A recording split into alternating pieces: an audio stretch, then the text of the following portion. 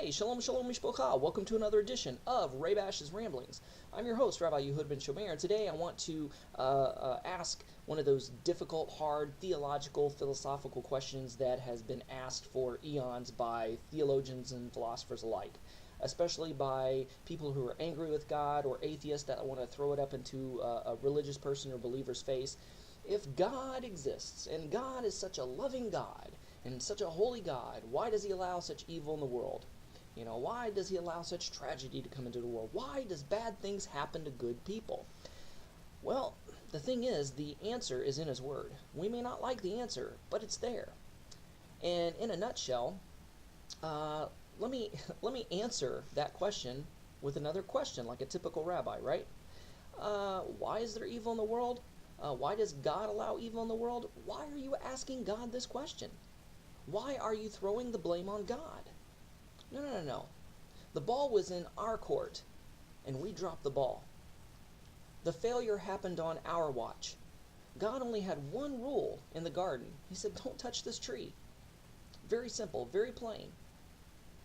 And Adam and Eve ended up breaking that one rule. And as a result, just like a genetic inherited disease or defect, that sin nature was corrupted the entire spirit of humanity until Messiah returns and restores all things. So it was just this sin heredity, this sin nature was handed down and passed down to us through Adam because of Adam and Eve's free will decision. God didn't stop them.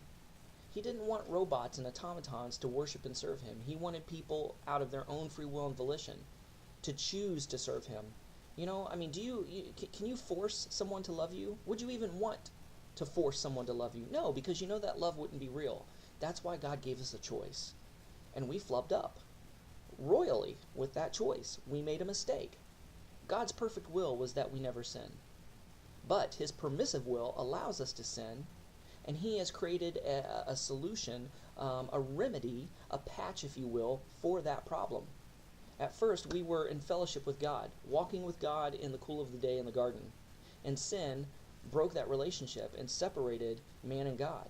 But through Yeshua, the Messiah, and through the written and living Word, the written and living Torah, God was able to bring mankind back in relationship and a restored relationship with God again. Now, what about the sin in the world? What about this broken and fallen world? Well, it's going to be that way until Messiah returns and restores all things, until the new heaven and the new earth come about. But until then, we're going to have to walk in the footsteps of Yeshua, our Messiah, by walking and following in the Torah. This is a form of what Judaism calls tikkun olam, meaning to fix or to repair the world. We are to do our very best through our lives and through our actions to try to fix what is broken. Kind of like when you go into a gift shop, and if you knock over a little glass trinket on the shelf and break it, there's usually a sign that says, you break it, you bought it.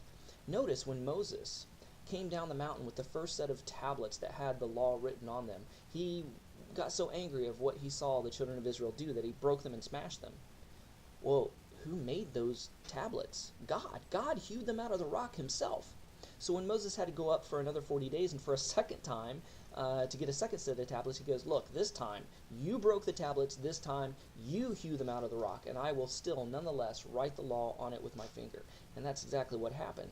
So even Moses had to obey God's law and God's principle of tikkun olam, of you break it, you bought it, you break it, you have to fix it, you have to repair it to the very best of your ability. And so that is our responsibility, through following the Torah, through those random acts of kindness to do that, to do unto others as you would have them do unto you, which is all forms of tikkun olam.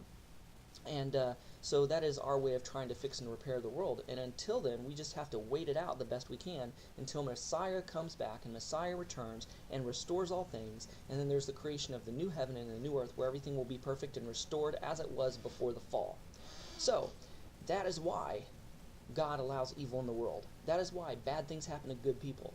It's not God's fault. It's our fault. And nonetheless, there is still God's perfect will for our individual lives that we can choose to follow. But even if we make not the best choices or choices that is not in God's perfect will. It will be in God's permissive will, because what we do, God already sees ahead of time. He already knows ahead of time, and He knows that He can still use whatever decisions we make to work out for our benefit, that we can derive life lessons from and learn from our mistakes, and that the most good can come out of whatever decisions we make, which is in His permissive will. Remember, Romans 8:28 says that all things work out for good for them that love God and that are called according to His purpose. So no pain, no gain. Whatever doesn't kill you makes you stronger. God's gonna work it out if we love Him, if we trust Him, if we walk in His instructions, walk in the footsteps of His Son Yeshua to the best of our ability. So basically, that is why bad things happen to good people. That is why evil is in the world. And even though God permitted evil in the world because of our free will actions and decisions, nonetheless, God has done a magnificent thing with evil. If you look up the word evil in the Hebrew, it is ra, and it means corrupted or to corrupt. It means inferior. It has the implication of self-destruction. So, God has allowed evil in the world because He knows that evil will eventually wear itself out, that evil will eventually corrupt itself to the point that evil will destroy itself. Does that mean we're going to be unfazed or untouched by it? No. But it does mean that He's going to allow, that His grace will allow that evil that touches our lives and corrupts our lives to work out for our best and for our benefit and for our good if we allow it. Life is 10% action and 90% reaction. Most of life is how we react to situations. If we choose to react in a positive way, if we choose to say this is for the best, if we choose to say this too shall pass, if we choose to say God's going to work it out for my benefit, God's going to work it out for my good. That's the perspective that we have to have on seemingly evil tragedies that happen upon our lives. And if we do our best to walk in the footsteps of Yeshua our Messiah by walking and following the Torah, our life will be blessed. We'll derive benefits from that.